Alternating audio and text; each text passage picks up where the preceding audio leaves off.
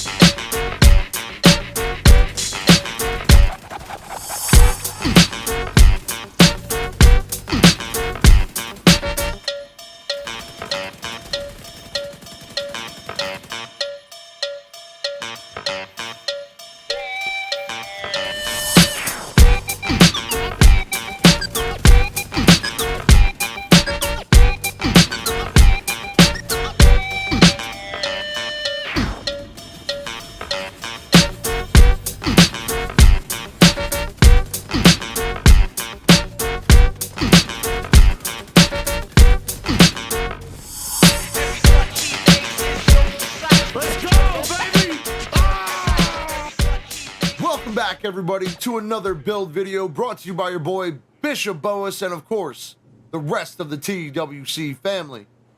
Today guys, we're going to be taking a look at the TU15 version of the spotter vigilance build that we've been using.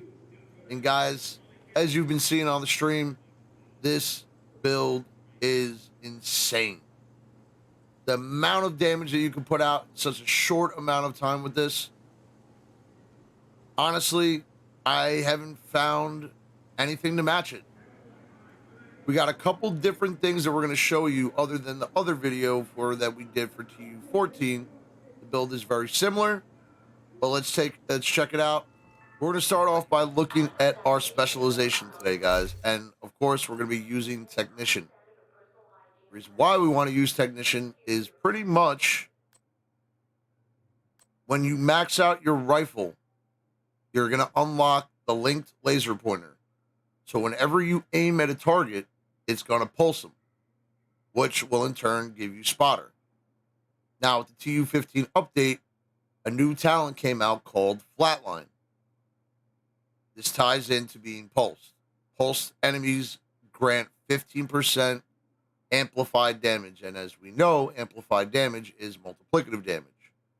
You're going to multiply that damage into your build. And when we look at the build, you'll understand why this is important. You're also going to want to make sure you max out your assault rifle. Very important. And then you can choose anything you want for your third.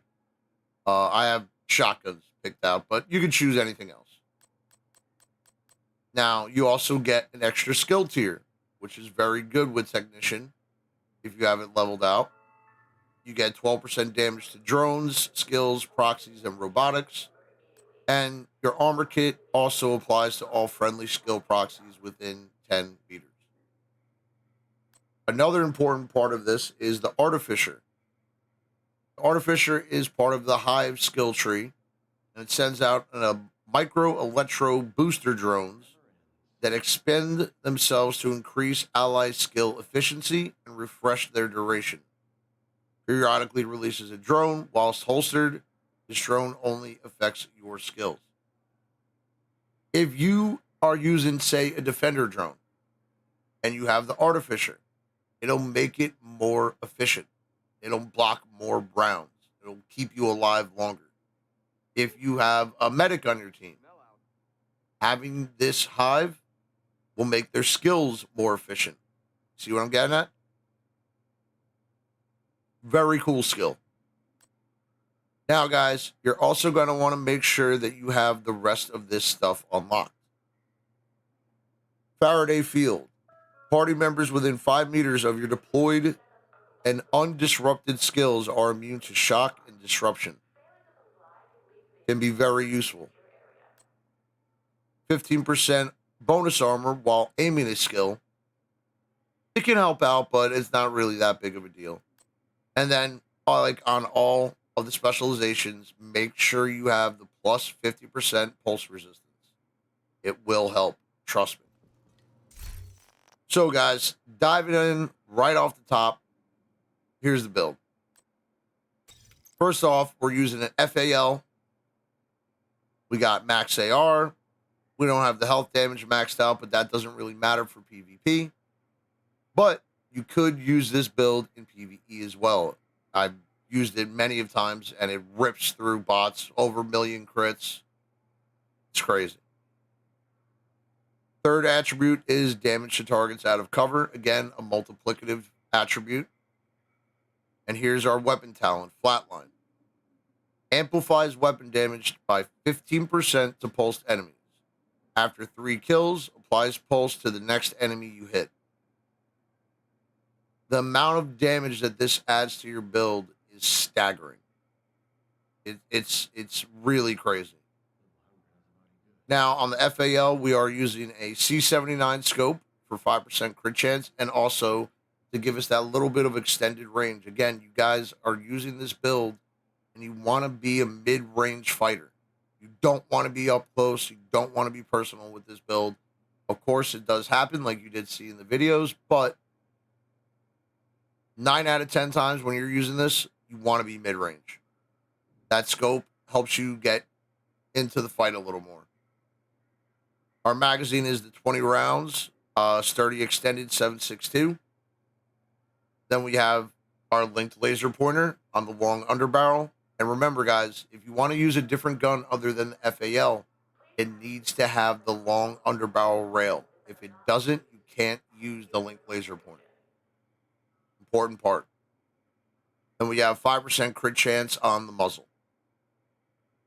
We're using a Nemesis as our secondary, and honestly, we really never have to use it unless somebody else is sniping. I like to just keep it on just as an okay, in case kind of a thing.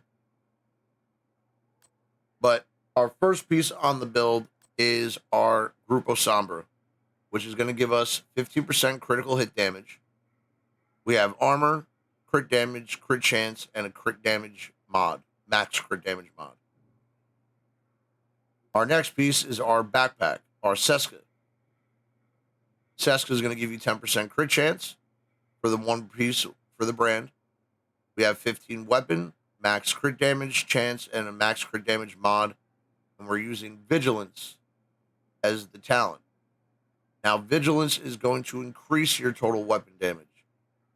That's not a multiplicative talent, but 25% added damage on top of this is a lot. And again, you're going to be using this in mid-range, so you're going to have this a lot of the time you're fighting. Our next piece is our Contractor gloves. And again, when you guys are looking at Contractor or Fox's Prayers, this is the only time I'm going to tell you to ignore the brand set rule. Yes, we're using Petrov gloves for Contractors, but we're not using an LMG. The reason why we're using this is for the damage to armor. Damage to armor and damage to targets out of cover are multiplicative talents. These will multiply the damage into your build. Trust me, you want to have this on your build. We have max weapon, max damage to armor, max crit damage. Our knee pads are the Fox's Prayers. Again, You're not going to worry about the brand set bonus for this one, but we have armor, max damage to targets out of cover, and crit damage. Our holster we're using is an improvised holster. And we've gotten a lot of questions about this on the stream, and why aren't you using this over this? And I'm going to show you guys why in this video. But we have an improvised holster with weapon damage, crit chance, crit damage, and another crit damage mod. If you use an improvised piece like a holster, you get an extra mod for your build. So it's another 12% crit damage. Our chest piece, we're using a Fenris, which is giving us another 10% assault rifle damage. We have a 15% weapon, max chance, max damage, and a max crit damage mod. And we're using Spotter, which amplifies, again, multiplicative, your total weapon damage and skill damage by 15% to pulsed enemies. The Link laser pointer will pulse the enemies, which will give you Spotter and Flatline. The reason why this build works the way that it does, guys, the reason why it hits so hard is you have 8% multiplicative on the gloves, on the knee pads, so we're at 16. With Spotter, that's another 15, so we're at 31. With the 10% on the gun, we go up to 41. With Flatline, we're going up to 56% multiplicative damage. And that's damage that is just, it will run people over. I have hit people with 300k body shots consecutively, over and over and over again. Even when I don't have vigilance procced, I'm hitting 270 and higher on body shots. It's crazy. And remember, you have the 56% multiplicative, you have the 25% vigilance, and on top of that, now this is where the build gets even more, is you are at 54% crit chance out of 60. 60 is your cap, and 180 crit damage. So you're going to take all of that extra damage and pile it on.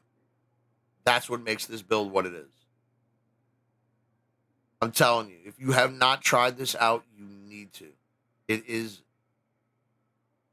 crazy how my kill count has gone up in the last 2 or 3 months. It's insane. Now, guys, we did talk about how some people have been asking about a different way to run this. Now, we did some testing, and I'll show you real quick. We're going to test our build the way that we have it right now, the way that I just showed you, and compare it to putting on a perfect Spotter chest piece. So, we're hitting 835 criticals and 298 non-criticals on body chest.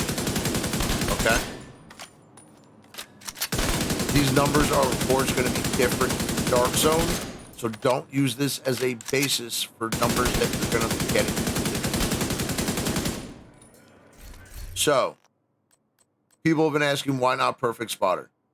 If you guys look at Perfect Spotter, it says increases total weapon damage.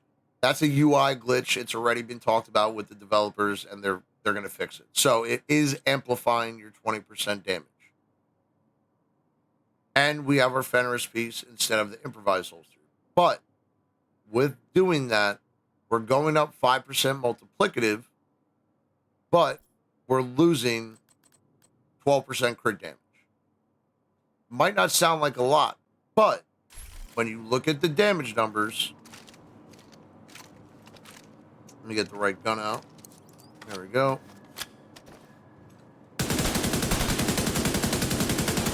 $830 crits. So it's not a big difference. 830 over 835, but where you are seeing a little bit of a difference is in the non-critical numbers. 309 on the non-criticals. So it goes up about 11k on the non-crit. And you're losing about 5k on the crits. Now, There's two different ways that you can run it. Dealer's choice. They both hit very hard. The Agent only requesting difference that you're backup. going to really see with adding the Uzina, when you max out your expertise on armor on all of these pieces, you're probably, with 2 blues, you'll get up to 1.3 million armor, which is good. It's like having a free armor piece. Give you a little extra survivability. And then again, if you want, you can add another blue to the build. You're going to lose a little bit of damage, but try this build out, guys. I'm telling you, you will have fun with it. It is a promise. The amount of fun that I've been having with this, and people have been coming back and telling me that they've been having with this, is it's crazy. But there you guys have seen it. And I hope you guys enjoy it. Make sure you guys like, comment, and subscribe. Make sure you stop by the stream, and we'll see you all soon. Thank you so much for watching. Have a good one.